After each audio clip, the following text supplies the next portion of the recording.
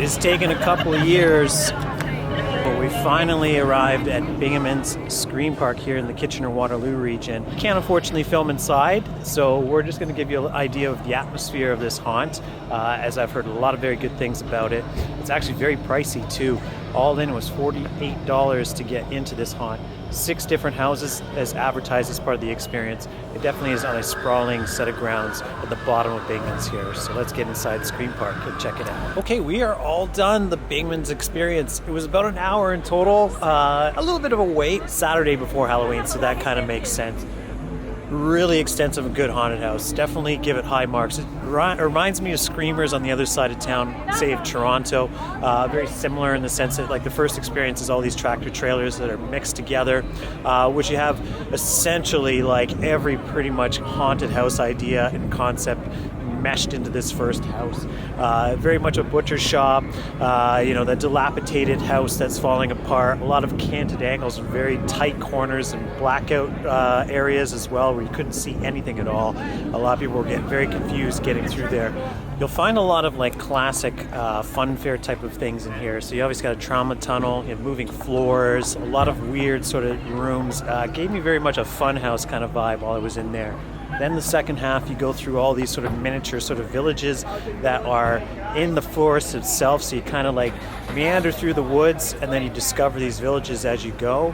And there's actors in each one of them.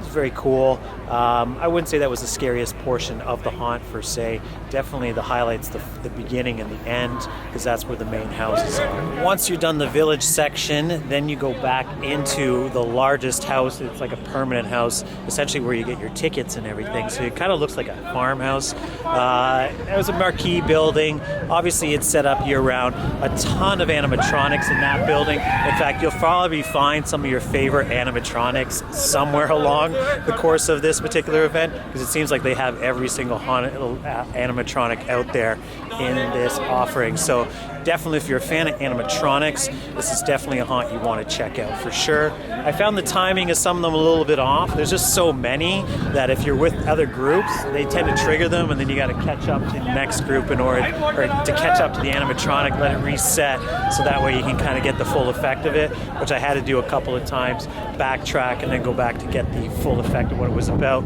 Obviously didn't get surprised by it, except for the one in the walker. That was a pretty good one. So yeah, definitely very extensive. I didn't think the ending haunted house was actually that effective. If it were me, I'd probably reverse this experience, even though the one at the end with the animatronics obviously is the most expensive. I find that this one behind me is the most effective of the experience overall, so you probably should end it with this instead of beginning, but that's my personal preference.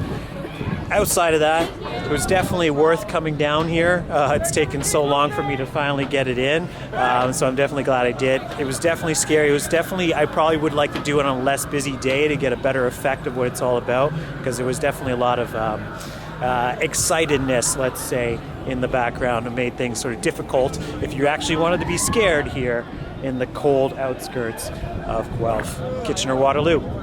All right, that's it, guys. I got to hit the road. I'm going to another haunted house, hopefully, if I get there in time. Thanks for dropping in.